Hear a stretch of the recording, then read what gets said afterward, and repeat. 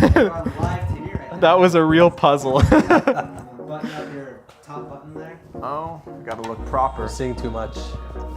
All right, are we ready to do this? Yeah, we're ready for this. Okay, All right, let's do it live. cool.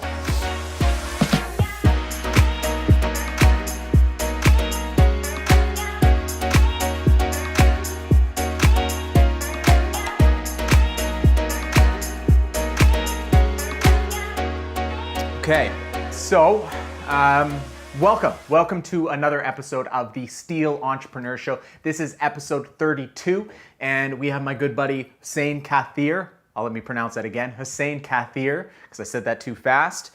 I got some questions here, and so as you guys know, if you watched the episode previous to this or the preview to the episode before this, I have introduced some interviews into the mix. And so I'll do a couple interviews, I'll do sort of my own sort of solo episode or an in-between episode, and then do a couple other interviews and so on and so forth. So nothing super formal. I have some questions for you, Hussain. Fantastic. I've done my research on you, Hussain. So I've heard. And we'll kind of go from there. I didn't fact check some of this stuff. Some of this might be some fake news right here.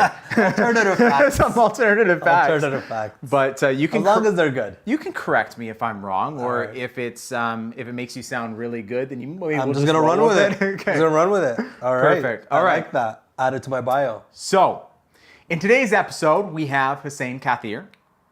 Hussain is the co-founder. That's correct, right? You co-founded Vancouver General Contractors. That's right. Okay. And CEO of Vancouver General Contractors, a rapidly growing, award-winning design and build firm. So a general contracting design and build firm. Hussain grew VGC to $1 million in revenue in year one after arriving fresh from Ottawa. So there was no business here. Moved over from Ottawa, started VGC, and grew from there, and has grown his team and company exponentially in the last 6 years. 6 years, right? Is that about it? That's right. Oh, my facts are standing up. This is all right. He is a humble, quiet operator, in my opinion, Okay. and I am proud to call him a good friend. Hussain, thank you for coming on the show. Thanks for having me. Happy to be here. Excited. So we're going to start with some very typical type questions. The All first right. being, how is it that we know each other? Well, our good friend Adam here helps us with our marketing. So that's how we've met. Yeah. And through a few marketing conversations, I learned that this guy was a pretty intelligent guy, very ambitious, and felt like we shared a lot of similar traits. So I think we get along very well. Yeah. So we maintained our relationship. If I remember correctly, it was, I think you guys. So you and your other co-founder, you guys reached out to me before you had even moved to Vancouver. That's so right. You were like, we got this idea, we're going to do it, and we need somebody to look after some of the marketing. And so where I kind of want to start is I wanted to sort of back up to that. Like what was, I don't know anybody. I can't think of a single person who just said, I'm going to move across the country and I'm going to start a company. I know people who've started companies out of, their parents' house, or they've started companies while they had a full-time job. They did it on the side. But you, Right. sir, said, I'm going to move across the fucking country. Yeah. And I am going to start a business. I have not started a business before, if that's correct, right? That's right. And let's see how it goes. I want to help me understand how you had the balls to do that, the courage, the audacity to do that. It just blows my mind. Start there. To be honest, short answer, I had nothing to lose. I was young, Yeah. 25. I don't know, I had $1,000 in my name at the time. So literally had nothing to lose. Like worst case scenario, I'll lose $1,000 and I'll move back to Ottawa. So, I mean, for me, that was, the upside was limitless, and the downside wasn't really that bad. I'm 25, even if I go bankrupt, I'll be up in my feet again in 2 years. So it wasn't really that big of a factor for me. The fear factor wasn't there. I was already pretty accustomed to kind of being on my own. And I never doubted that we would not be successful, which was the other thing. So there was never that doubt that, oh, we might fail, we will fail. What if we failed? That was never really a discussion that we had. And it was more about how we're going to make it work. And I think mind state has a lot to do with that. Just the fact you know you're going to be successful before you achieve success, I think is critical in your decision-making process. Because if you make decisions out of fear, then you make bad decisions and emotional decisions.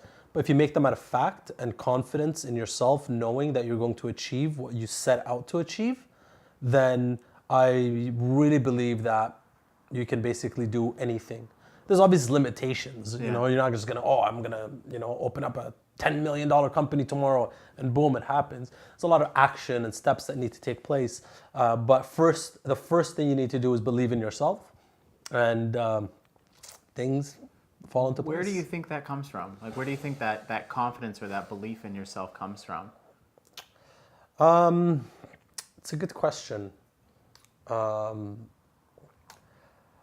So I've always been in sales. Sales has always been my area of expertise, and I've always been successful at sales. So I think that's kind of how I've developed that sense of confidence, was knowing that I can produce results from nothing. Sell. I knew I could sell. And I've been in different sales positions where I'd come in as in an entry-level position, and within a few months, I'm teaching and training other people about how to sell, how to communicate. I've always been fascinated with the human mentality and how people absorb information and how they understand things and how they react to things. So I've always been very good at body language and reading people's emotional reactions to some of the things you say. So that's, I think, how I've really harnessed my sales skills. I mean, my first job was selling chocolates door to door, at the age of 12. So kind of breaks you in a little bit. It does. You get used to that sort of rejection. Absolutely. So maybe that's what people should do. They should just go sell some Girl Guide cookies or something. I recommend that to everybody. Yeah. Everybody should experience constant rejection at some point in their life, ideally at a young age. Yeah. So that way they can learn that it's not the end of the world. There's always the next door, which in life is the next opportunity, right? So just because one door shuts doesn't mean another door can't open. Yeah. And that's something that I've learned at a young age, and I was very I was very good at what I did. I was one of the top sales kids of the company, of the chocolates. So that was good. I learned at a young age that, okay, if one person says no, they're not all going to say no. So I just went on to the next one. It's a numbers game. Numbers game. Started and a confidence game, I suppose. Yeah. Okay. Yeah. And being able to, convince people to buy chocolates off of you. Do you think, when I started my business, it was kind of do or die a little bit? I mean, I could have fallen back on, my parents and moved back home or something like that. But I did sort of a clean break. I said, I quit my job and I went straight into it. Right. And I didn't have a reserve of money. I think I was even in debt at the time, and I didn't have any special skills or anything like that. Right. Would you, if you were to go back 6 years to when you were thinking about this and moving to and planning to move to Vancouver, would you have done it the same way? Sort of just, do you think, I guess the question is, do you think, and maybe it just depends on the person, but do you think one has more success when they do a clean break like that, when they 100%. Don't have any, I guess they don't have a safety net kind of thing? Yeah, I agree with that 100%. So why do you think that? So the reason I think that is because you're forced to take action. Yeah. And you're forced to get results. Is that out of fear though? It is, yes, because you've got nothing to fall back on, and you know that if you don't get this deal, you don't eat tomorrow.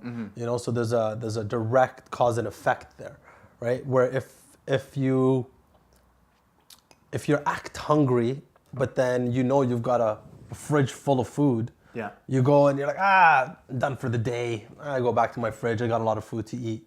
You lose that hunger, you lose that passion, you lose that drive. And a lot of what business is momentum, right? So you get one thing going, the ball starts rolling, and it creates another opportunity, and you go and you tackle that, and you got to keep going.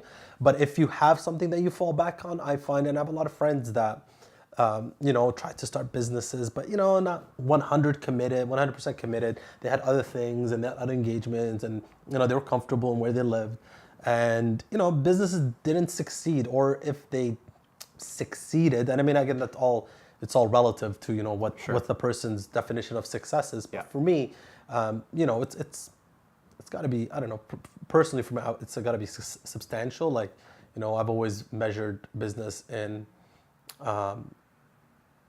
monetary funds. Yeah. You're successful if you hit this, for me anyways. Yeah. If I hit this milestone, we've achieved our goals. If I hit this milestone, we achieve our goal. And it's always monetary driven because it's a business. Yeah. You don't capitalize off hugs. Right? So I've always had that, but I know that if you do have a safety net, I think that takes a little bit away. You don't capitalize on hugs. Yeah. You get emotional. Fulfill your emotional needs, but can't pay the bills. Did you have any schooling at all that sort of helped you as an entrepreneur? Is there any sort of schooling, not only as an entrepreneur, but as somebody who runs a design and build, general contracting, custom home building firm? Was there any school? Well, we have an ongoing joke that, all of the guys that we started with, we all got PhDs in the School of Hard Knocks. Yes. Right. So we all have thick skin, and we've gone through a lot. Yeah. But the reality is, I do have schooling. I took civil engineering in school. Yeah. Before I engaged in this Ottawa? Endeavor. Yeah. Yeah. And that was a tremendous help because it gave me a fundamental base to build off of. I always knew I was going to get into construction, so it wasn't like I accidentally got into this industry. It's something that I actively pursued. Yeah. But I always knew that I had to marry the education with my skill sets, and my skill sets were, sales and marketing is what I did really well. Mm-hmm. So I, created a company that, highlighted those, and we hired people that had the skills that I didn't have. Gotcha. The entrepreneur thing. So you were doing civil engineering. Was that to get a job in civil engineering, or was this entrepreneur thing something that you always saw in your future, or did it just? When did it happen, and how did it happen? I think I always had it in me. Yeah. I've always wanted to, be in business. I've always fascinated by business. I always enjoyed business, talking about it, learning about it. But I went into construction I went to school for twofold. Make my parents proud, right? So that way they're happy. Mm-hmm. But then I also did always tell myself that if I was going to go to school for anything, it would be for something that would be a prerequisite for certain industries. Yeah. So, I didn't want to be like a statistic where, you have 80% of, university graduates work in different fields than what they studied. To me, that's kind of a waste. I wanted to study something I knew I was going to pursue. And I've always had a passion for construction at a very young age. So you had a lot of intent going into that. Yes. And I'm glad you said that, because I strongly believe that a lot of the results you get and the challenges you encounter through running a business or in life has a lot to do with your intent. What is my intent? What is my goal? What is my purpose? What am I here to do? Mm-hmm. And, a lot of times you ask people and they'll tell you, I want to do this. And then you ask them, a few weeks later or a month or a couple months later, and that changes. So they don't have a clear intent of where it is they want to go or what it is that they want to do. And I find that is something that deviates you off your path. What's your intent? Well, I mean, you ask other people. I got to put you on the spot now. Sorry, buddy. All right. So he looks like Drake. A little. You notice this? I get he looks a little bit. The more I look at him, the more I see Drake. Sorry. So what is my intent? Your intent. My intent. Okay. So my life goal at a young age was always to build towers. Okay, so to be Towers. a developer then? Yes. Okay. Developers Or- and build towers, Yeah. right? Be involved in it, to build them. Ideally would have my own tower with, my name. Yeah. Khatheer Tower. K Towers. K Towers. He's even thought of it. Yeah. So, so that's my ultimate goal, Yeah. right? What is my intent right now? My intent right now is to grow our business to, a specific revenue per year where we can generate funds to invest into other endeavors. Yeah. And that's what's going to allow us to start pursuing that. And there's a couple of other like business goals that we have, and they're very specific. Like we want to open a commercial division, but a lot of that stems. Commercial building division. Yeah, Yeah. yeah. With residential, it's you reach a certain level, and then now we have resources that we can kind of piggyback off of Yeah. and utilize to open a You've different got the division. infrastructure. Exactly. Now we can have two different revenue streams coming in from two different businesses. Makes sense. Just to kind of again get us closer to that goal. But with the commercial division, that's gonna get us closer to actually building, infrastructure, buildings, towers, right? And that's gonna get us closer to being able to build our own towers, right? So I mean, there's the intent right now for the business is different than my ultimate goal, right? So it's got to be relative, but it's got to be somehow connected. Was the custom homes, like building custom homes, was that sort of the height of, for you, is kind of like the height of residential, is building like these beautiful custom homes, sort of the height of residential, and the height of commercial is building these big, gigantic, beautiful luxury towers? Yes. Yes. So there's always a ceiling to residential construction. You can't build like, you can build these ultra luxurious homes. Sure. But for the most part, there's a handful of people that do that, and they specialize at that, and they really only do one or two very, very high-end builds. And a lot of those guys Per year. Yeah. And a lot of those guys tend to be more focused on, and they do that through the development road, not so much for consumers. So generally, you have funds to back that up, but Like serious funds. yeah, serious funds to back that up. You probably need a couple $1 million just to kind sitting of in get the it. bank kind of Yeah, thing, because it's a long process, right? Sure. But again, that wasn't a position that we were in, and like the intent with VGC was to be able to resolve the issue of having people, get screwed out of money, get shoddy workmanship, or just experience an overall extremely frustrating and stressful process when it comes to renovating. Yeah. Right. So there was really two classes. There was your super high luxury, and then it was your, Joe and Bill, working out of their truck, and that was really the only option. So we've created our company to kind of be that middle ground that accommodates the 80% of the population. 80% of the people are going to be able to afford our services and get a professionally done renovation, get something that they can stand behind, that they're happy about, a more enjoyable process, and that's Without really any of the hassle. without That's any just of the so hassle. Sort of cliche. Exactly, Yeah. exactly, and just be like a full one-stop solution for our end users, which is our clients. How did you get the?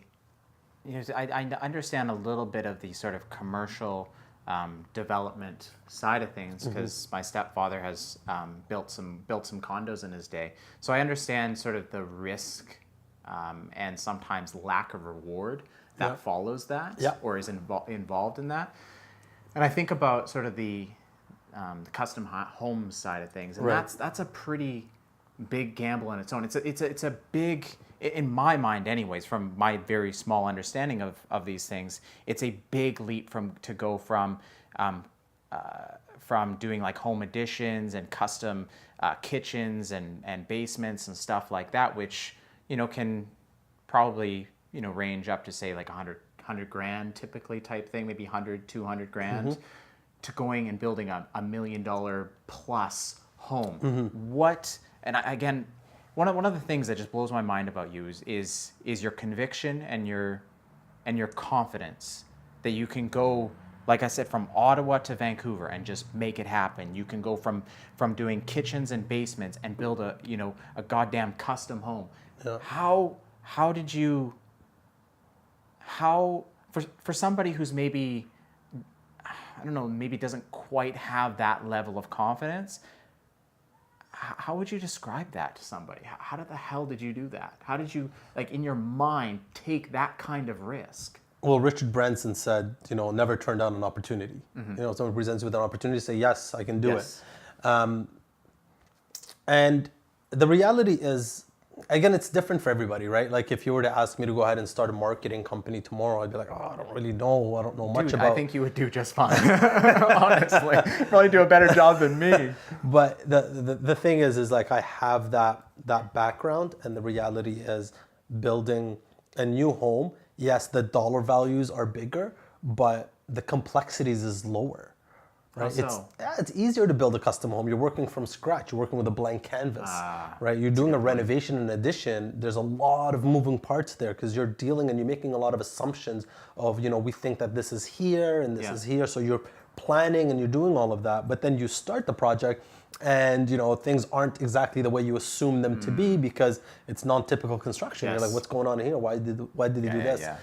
So you've got a lot exactly. So there's a lot more variables there to deal with. Whereas new construction, it's easier starting from scratch. You build the foundation and step by step, and as long as you know construction, it's not rocket science. Do you find that with something like that, being very financially intelligent, especially when it comes to cash flow, is important? Very. And I'm as somebody who's quite poor at that. I'm not strong financially or strong at managing cash flow and things like that. What would you recommend I do to get better?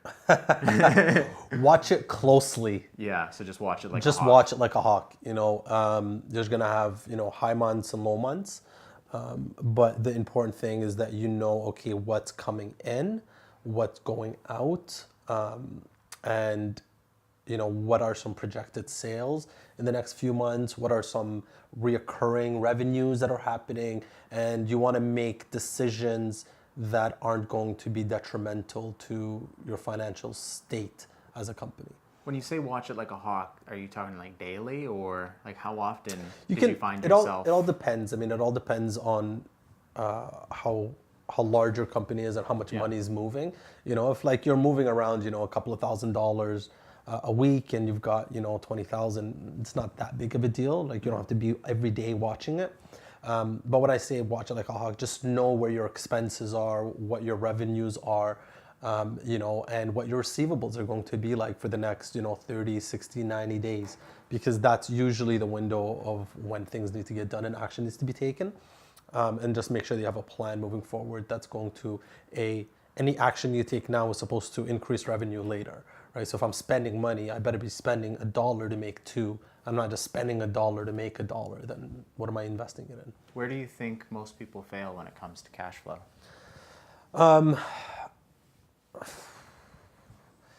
I dig in. I'll tell you the reality. So I can tell you a lot about my industry. It's hard for me to speak about other industries, but I know about my industry is that a lot of guys tend to bite off more than they can chew and take on too much. You mean like a custom home? Yeah, like a custom home, and then just not have the funds or reserves to be able to sustain that level of productivity. Yeah. And then they eventually get to a situation where they hit a wall and they've actually spent more money than they've received, and they're broke. Yeah. And then they can't progress even if they wanted to.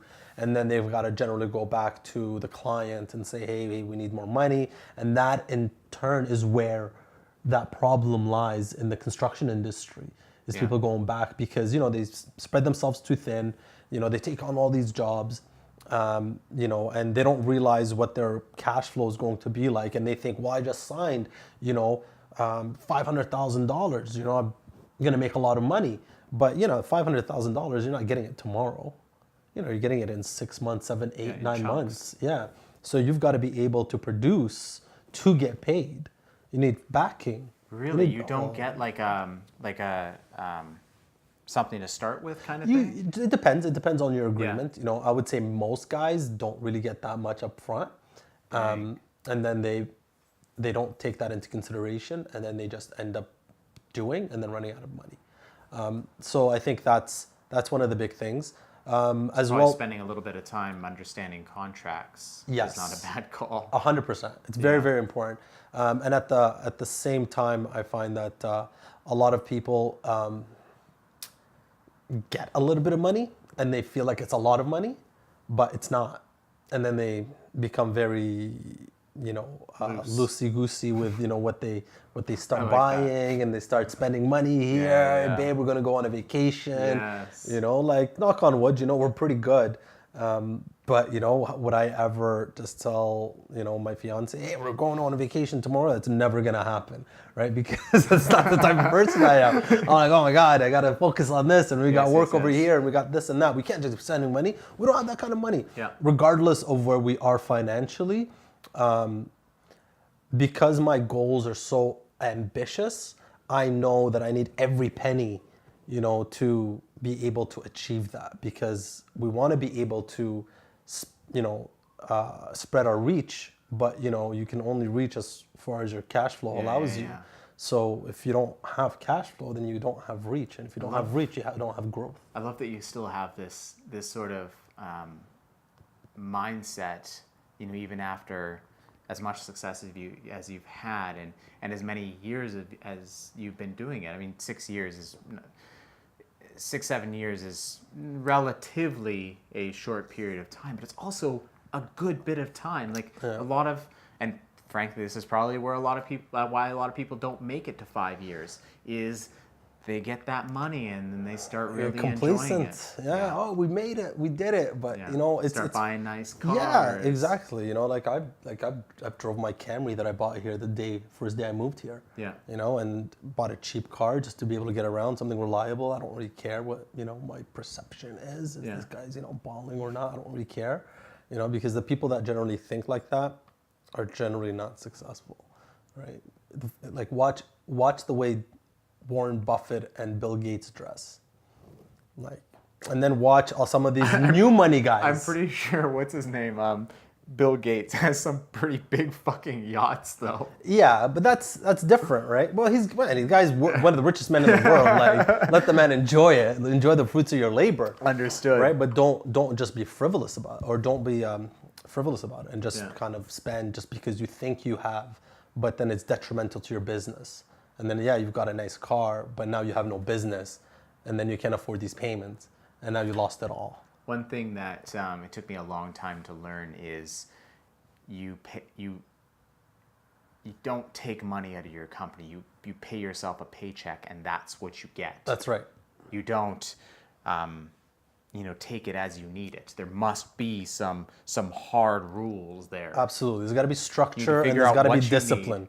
And then that's what you pay yourself. Yes. What do you need to live on? Yeah. And that's what you pay yourself with. Everything else stays in the company. Yes. Because you never know when it's going to rain. Exactly. Yeah. And, in business, especially if you're always looking to grow, it tends to rain a lot. Yes. Because you're constantly making decisions. Peaks and valleys. Exactly.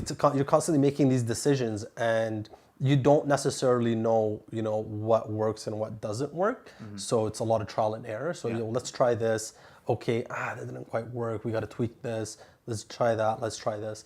So there's a lot of trial and error, and you need cash to sustain, to be able to make it through those lapse of judgment calls, because you're not going to make a perfect decision every day. You're going to make mistakes. It's inevitable. The most successful guys I know make mistakes, and to be honest, I've learned more from my mistakes than from my successes. I think it's more valuable to know what you should not do, or why did this not work well, than, oh great, we're successful, this worked really well, let's just do this, because if it worked once, it doesn't mean it's going to work again, right? But if it failed once, it means it will fail again. How do you learn from your mistakes? Do you have a particular way of going about it? Because a lot of people, they make mistakes and they just move on, and they forget about that mistake they made. They might not make that same mistake again, but they don't understand why they made that mistake in the first place, and why it's a mistake. Right. Do you have any, are you strict about it, or do you have any process or anything? I have a process. Sure. I have a process. So one characteristic of people I enjoy is somebody who's able to be critical of themselves, right? And reflect and identify, strengths and weaknesses in themselves. So like a lot of times when I interview people, I ask them, what are your weaknesses? Which I forget who I spoke to. I think it might have been you who said that. Oh, try asking. Oh, somebody else. My buddy. He said, "We'll ask them. What can you improve on?" But I mean, the verbiage is a little bit different. But the reason I asked that question is because I want to know that I can bring somebody on board who's going to be able to identify what they're not good at so they can work on it, right? And how do you do that? You do that by reflecting, right? So you go through an experience and then you sit back and you reflect, okay, like how did this experience go? And everybody's different. This is the way I do it. I play this back in my head. How did that go? Do you keep a journal or anything like that? I don't, I don't keep a journal. Okay. I just kind of do things in my head. Yeah. How did that go? Why did it go like this? And also a firm believer that you control your environment.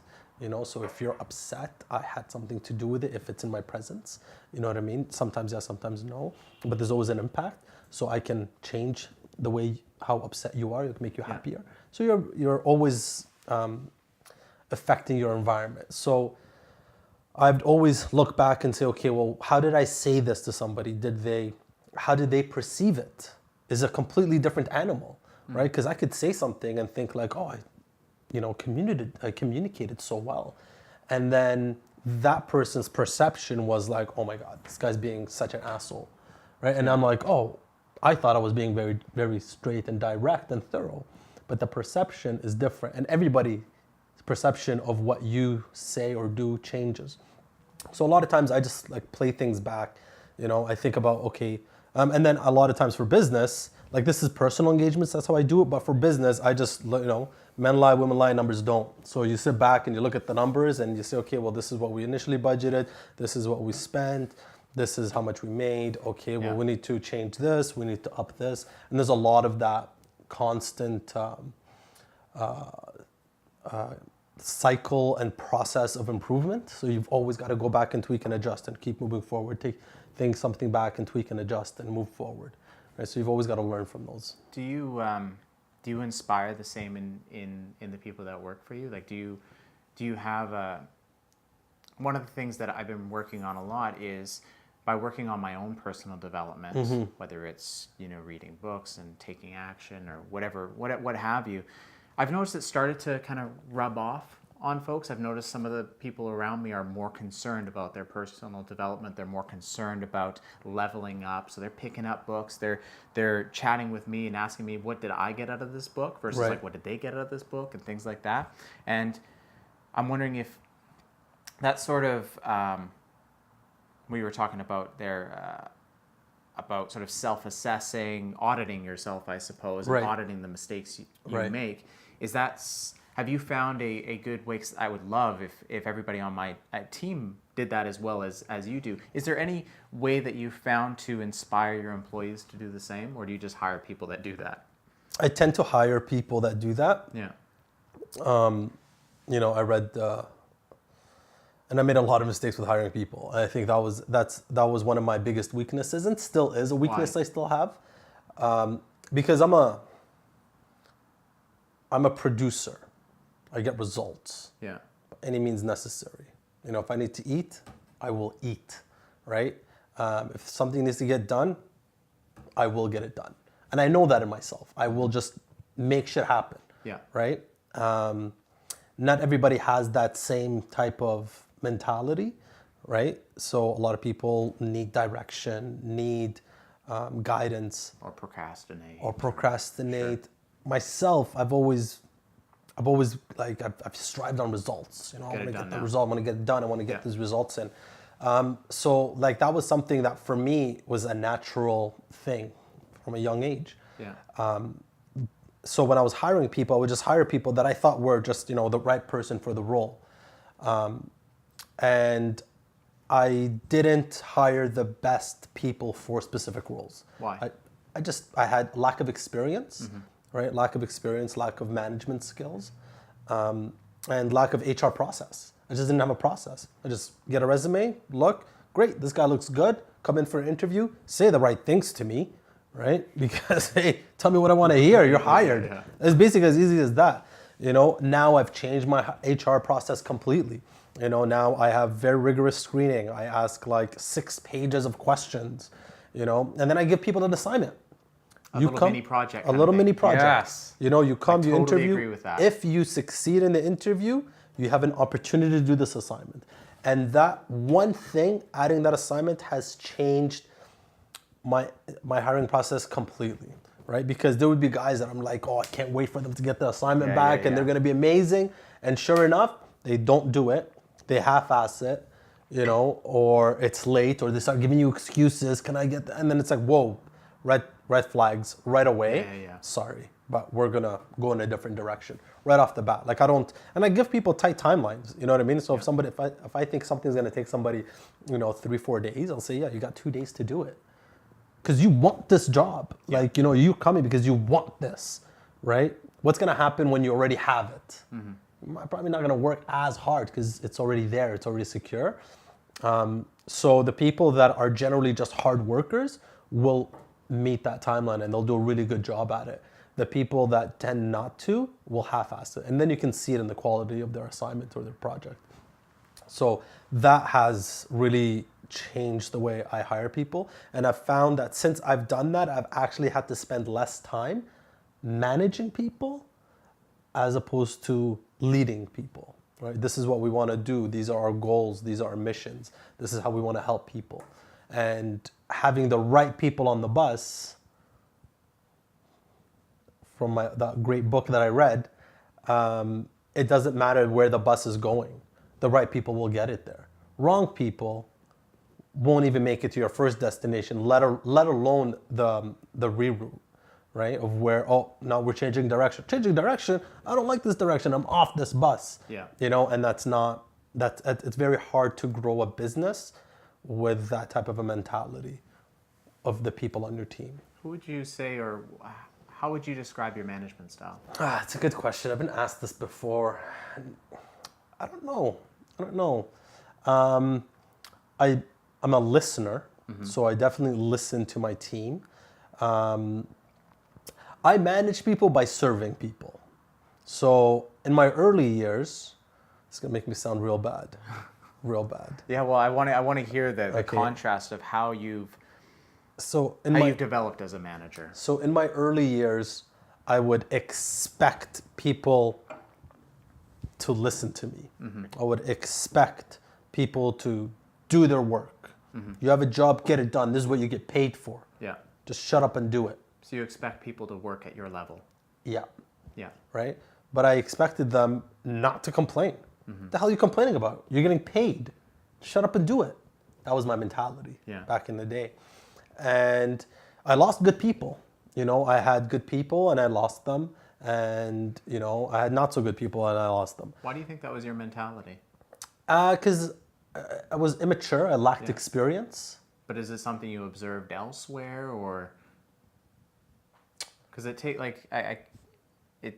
a certain I'm an aggressive person. Maybe that's, I'm an aggressive person. So my mannerisms is I'm very aggressive, like by very nature. Matter of fact. Very matter of fact, exactly. It doesn't. You know what you want, and. Yeah, and you know, I don't like to beat around the bush. You know, I don't like to talk in circles. I like to be very direct, very upfront. This is what I expect. This is what's going to happen. Yeah. And I found that, you know what, it might work for 1 or 2 people that will, you know, just shut up and listen. Yeah. But I didn't want those people, because those people that would just shut up and listen, it's kind of like a dictatorship type of a mentality where they're just soldiers. They can't think for themselves.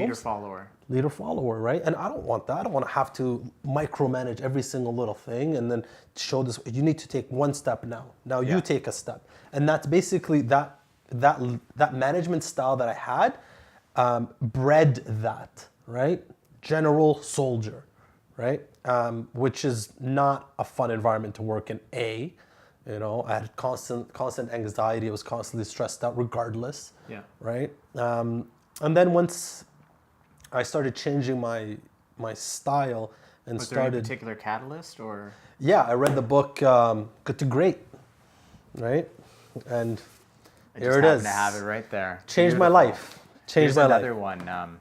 This talks about turning followers into leaders and creating that sort of leader mindset in your organization. Right. It's called Turn That Ship Around, or Which is Turn probably the going to Ship be the Around. next book I read. I recommend it. So I changed that, and then I started to realize, okay, A, I need to get the right people. Yeah. And then B, I need to, I really need to empower them and nurture You don't even need their this book. skills. You're already on that level. and then nurture their skills. Yeah. Because in doing so, people will feel empowered. And then they'll feel like my boss not only likes me, he trusts me, and I know he'll support me. How do you make them feel? How do you make the people you work with feel empowered? Like, do you have any particular? Is it just through trust or Through trust, you know, and I tell them, like, listen, I don't mind if you make a mistake. Yeah. You know, I'm like, I would rather you take action and make a mistake than not take any action. they feel safe. They feel safe, you know, take a step, you know, make a decision. If it's not right, it's okay. I'll deal with those repercussions. It's not going to come back on you. I've allowed you that flexibility and that freedom to make that decision. So if you make a bad decision or a wrong decision, that's my fault. And do you find, mistakes do happen? When they do happen, do you find they're all that bad? It's never that bad. Yeah. It's never that bad. It's never as bad as you think. It's never as bad as you think. You know, the bad's never as bad. It's terrible when it first happens, but once you get past it a little bit, you know, you live and you learn, and then you get past it and you move on.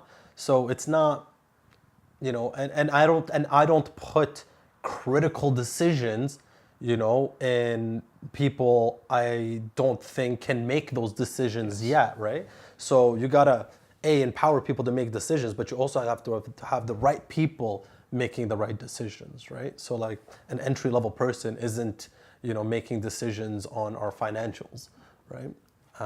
So again, having the right people, knowing whose strengths are what, and then nurturing them and building an environment for them to really be able to excel. I want to kind of switch gears a little bit and talk about something you and I had talked about a little bit, and it's kind of a serious subject, I guess, or at least it's one that that I think a lot about and have thought a lot about over the years, is sort of this isolationism. I don't know if that's a word, you know, kind of like I hear you.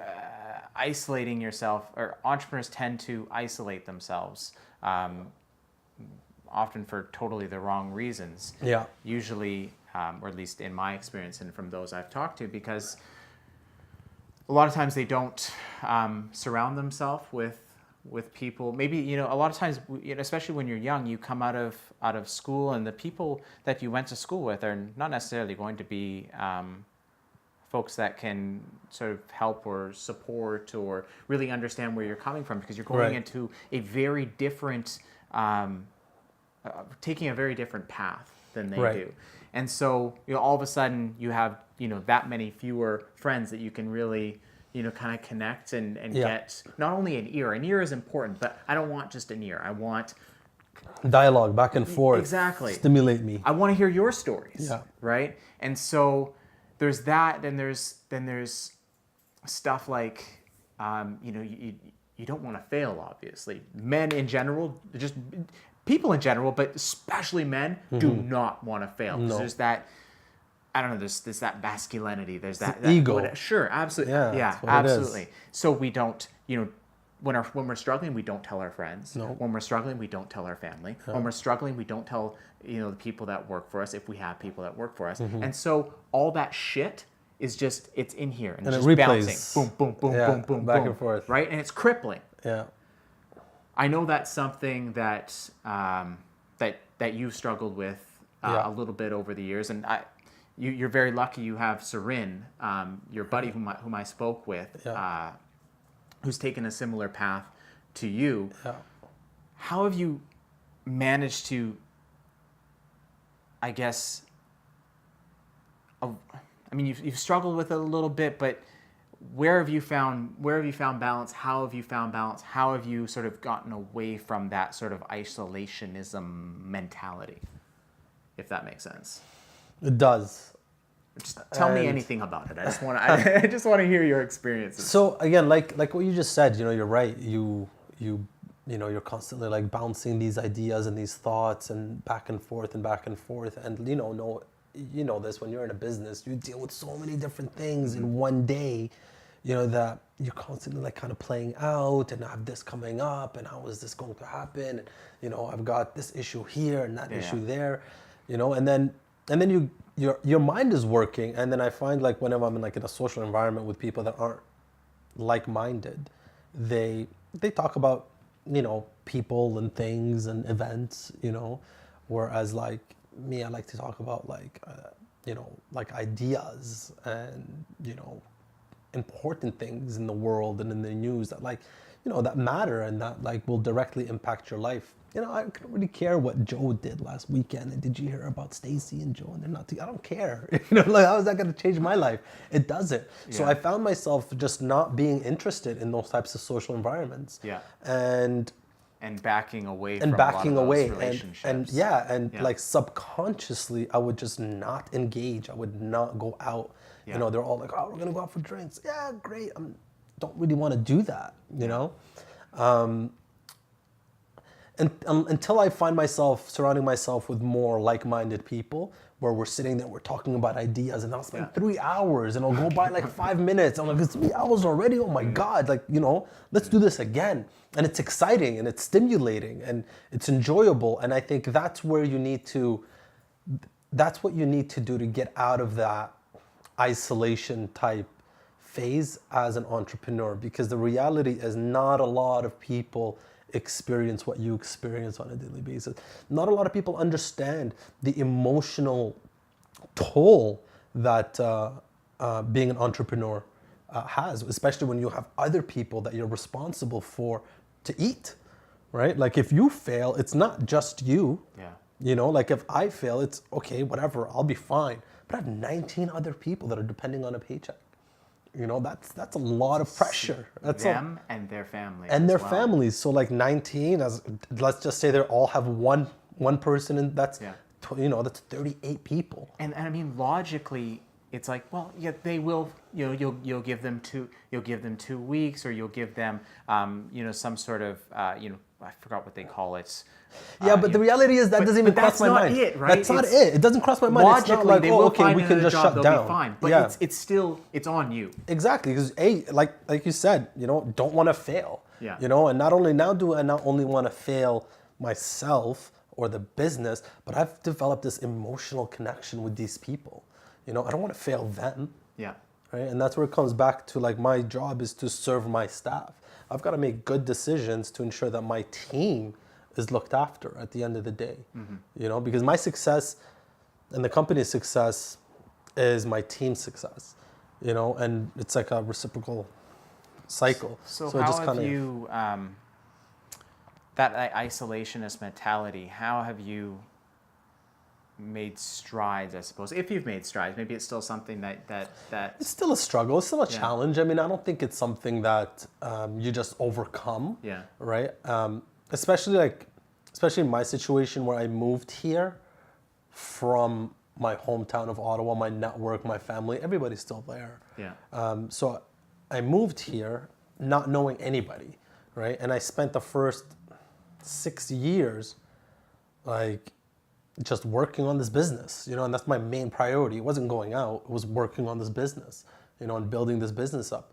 And that's all that's been the most important factor, you know. And then I met this, you know, amazing woman, you know, and I think that's a big part of it too, who has a like-minded, shares a lot of the same type of mentality and idea that I have.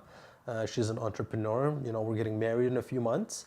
And I think, thank you. And I think she's a big part of, you know, me keeping my sanity. Yeah. You know, because I could come and talk to her about, you know, work and this and that, you know, and, you know, she's also an entrepreneur and she has her own business. So, you know, she understands a lot of that stuff.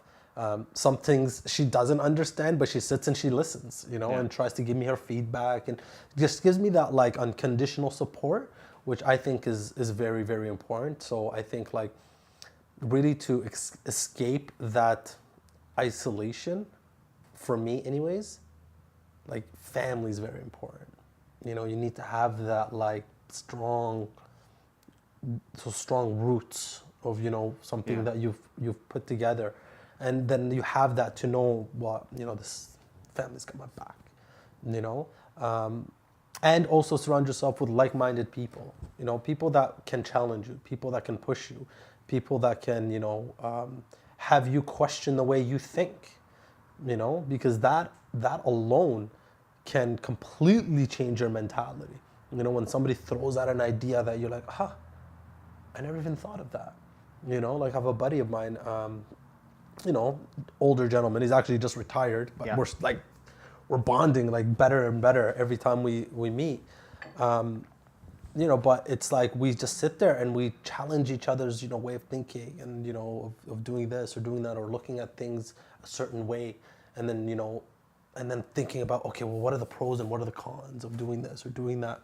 So that, to me, I find very enjoyable, right? And that has taken me away from that sense of isolation because now I feel like I have that family and then I have those friends that I can, you know, talk to and dialogue with and really kind of get ideas back and forth that kind of pull you away from that. But do you find basketball does that? I know you play basketball. I like sports. I find being active in general just, you know, is good for the body, right? So, and at the same time, basketball in particular, I like because it's camaraderie. Yes. You're not alone. You know, you're working with a team and you're battling another team. And I love competition. Yes. And if you put me in a competitive environment with a team, I will just inherently want to like step up and start to lead because I love competition. I love to win.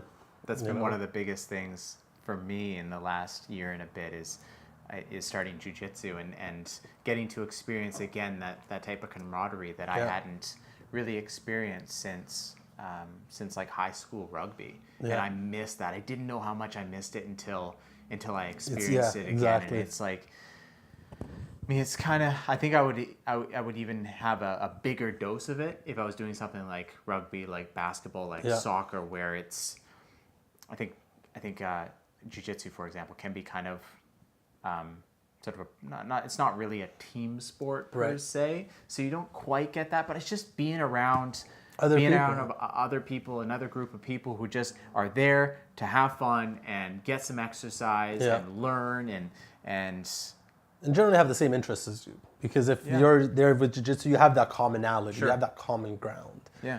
Right? Like to me, that was one of the challenges of like meeting people was like, I would always resort back to talking about business and work, you know, and I couldn't, and I had a hard time finding those commonalities, you know, and then my next topic of choice would be sports, you know, and I like basketball, and a lot of people don't really watch basketball. So those are some of the struggles that I've first encountered out here. But again, I think you find, you know, you meet the right people. To be honest, you just got to kind of put yourself out there. You got to be social. You got to, you know, meet people, talk about your experiences, your stories, and, you know, you'll click with certain people. And then once you do, then life tends to feel better, you know, better, nicer. Like Harvard did this 75-year study. 75 years. They followed men from all walks of life, from super successful to just above the poverty line. And they asked them all, what is gonna make you happy when you grow up? What did they all say? I want to be rich and I want to be famous. Almost unanimously, right? At the end of the 75 years, after they kept interviewing these people throughout their lives, they found that it wasn't, some of them became rich and successful, weren't happy. Some of them didn't. Were happiest people they've ever interviewed. And they started figuring out, like, why are these people happy and these people not happy? Like, this person came from a royal family, very unhappy, rich and successful. Yeah. This person came from a very poor family, very happy, and vice versa, right? And they found that human connection was the number one thing, the number one factor for human happiness. Human connection, like genuinely sitting down and laughing together, you know, crying together, building that bond, that trust, you know, the camaraderie, like family and extended family and close family friends and, you know, people that you can depend on, that they will depend on you. Yeah. That is the joy of life, That which is that really is something that entrepreneurs so often avoid. because we forget, right? Because we come back to numbers and cents, right? Dollars and figures, and we resort back to thinking about it as a business. Yeah. Which again, you need that to be successful in a business, but then you also need that to be successful as a human. Yeah. Boom. Exactly. There you go. All right, Great minds. I've got some, just some final questions for you. They're quick ones, and we'll go through a couple of them, All right. and then we'll finish up. We'll wrap up here. One of the things I've been kind of looking at for a while now, for a few months, is a mentor or a business coach. Yeah. Have you explored that at all in sort of a formal or informal way? Informal way.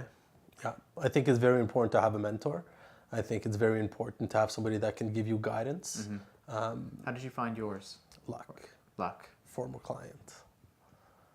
It was a client that didn't actually ended up going with us, but we developed a very strong relationship. Yeah. Because we had some commonalities. He's a business guy. He ran a very successful business. He was like at the time, like in his life where he's like retiring, and then he moved to Vancouver, bought a house here, and then we just kept connecting and talking, and you know, I get a wealth. I don't even think he knows how much information I get.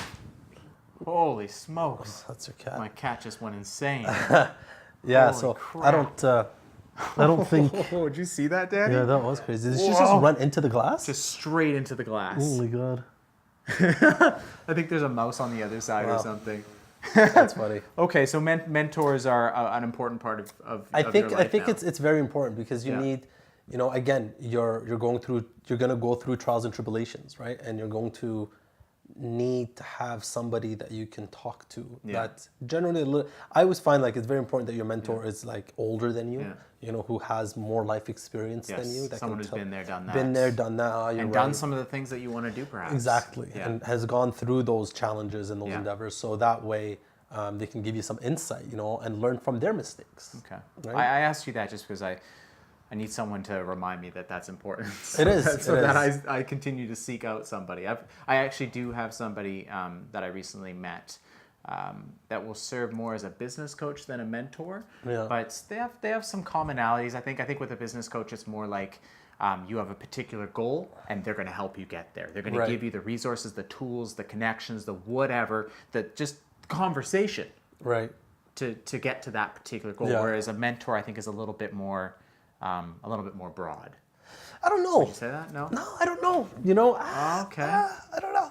I think a mentor is essentially A coach. a coach, because here's somebody that you're going to come to with some of the challenges that you're having, And they're going to coach you through and them. they're going to coach you through them. You know, so enough. like I've seen like over the last 3 years or 2 years actually, this phenomenon of life coaches and business coaches has so many. just grown, and all these different people now have coaches. And like, do you know who your coach is? Yes. They don't What really. have they done? What have they Exactly. done? They I don't hate really that. know. You But know what I mean? sometimes all you need is like somebody you respect and that you will feel Sometimes accountable to. You just need a kick in the butt. Sometimes you just need something. Like, that's what you're hiring them for, is to be accountable. I'm marrying my coach.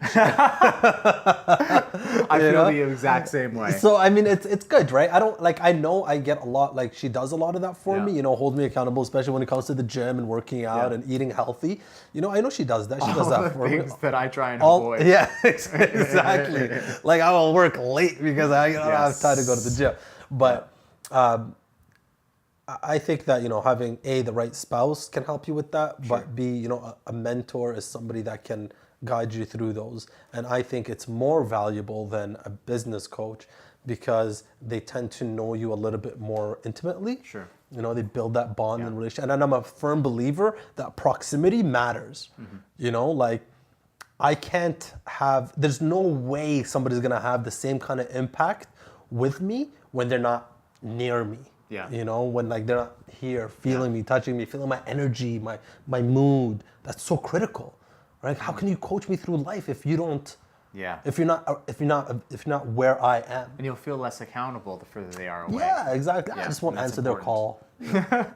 right? So it's not like, to me, I don't know, like yes, there's value in it, but at the same time, I also think that, and I don't want to take anything away from coaches, but you know, in life, a lot of people look for the shortcut, you know? Oh, this one solution is going to fix all of my problems. Having a coach is going to make me successful. No, your actions will make you successful, you know? Taking that action to have a coach is not going to make you take more action. Discipline is going to make you take more action, you know? Not motivation, not you know, rewards or any of that. Just the discipline to know I've got to do these. It's the work. To get to where I want to be, and just work. Yeah. You know, and just fucking put in the time, man. You know, and that's all. Like, I don't know, like that's the majority of life is, if you just take an action, is 100 times better than just thinking about it and planning. Because I find a lot of people fail because they don't act. They just simply do not act. I have people that are more talented than me. There's people that are a lot smarter than me. You know, people that have way more experience than me. The only difference between where I am and where they are is I've acted. I acted, and a good friend of mine told me an 80% decision today is better than a 100% decision tomorrow. And that is the truth. So I don't care. Words to live by. Yeah, and I don't care about making a perfect decision, because through experience, there's no such thing. There's no such thing. I can have the best business plan in the world, and I've got every base covered, and then within a month of my business, half of the shit's got to change. You know what I mean? So it's like, why are you spending all this time trying to come up with this perfect plan when in reality, within a week or two, you're going to have to adjust and be fluid? Yeah. You know, and that's the only way to if you stay rigid, you're going to fail, because you can't be versatile enough to maneuver with the challenges that are presented to you, right? I think that's the perfect way to end off right there. I like that a lot. Good. No more questions, huh? No, well, I have some, but I don't think we're going to do too much better than that. So let's leave it there. I always don't do one of these. I want to give you an opportunity to plug whatever you want to plug, your websites, whatever. Okay, perfect. I appreciate that. Yeah, sure. If you're in the Vancouver area and you want to transform your lifestyle with a renovation of your home where you spend all of your time, come check us out, Vancouver General Contractors. We'll take care of everything for you, from conceptual design all the way through to the final finish touch-up paints and everything in between. One stop. A good team, they'll just take care of everything for you, as enjoyable as possible. And we'll put your URL in the show notes, VancouverGeneralContractors.com, nice and easy. And well, dude, I just want to thank you. I appreciate your time very much. It's always a pleasure. I appreciate the chat. Hope, what I sort of aim to do is find people that I know I've had like great conversations with before, so that we could sit here, have a really good conversation, hopefully provide some value to the folks that watch this, and have some good fun doing it as well. Absolutely. So I appreciate your time. I know you're a busy guy. Thank you everyone for joining us. Thank you for your attention. Thank you for your time. I hope you enjoyed this. I hope you enjoyed this new format. I'm going to sort of switch back and forth a little bit. So please give me your comments. Tell me what you like. Tell me what you don't like. If you have some questions that you'd like me to ask in the future, ask future entrepreneurs, let me know. I'll add them if they're any good. And otherwise, we will see you on episode 33. I hope you enjoyed. Have a great week. Thanks, guys.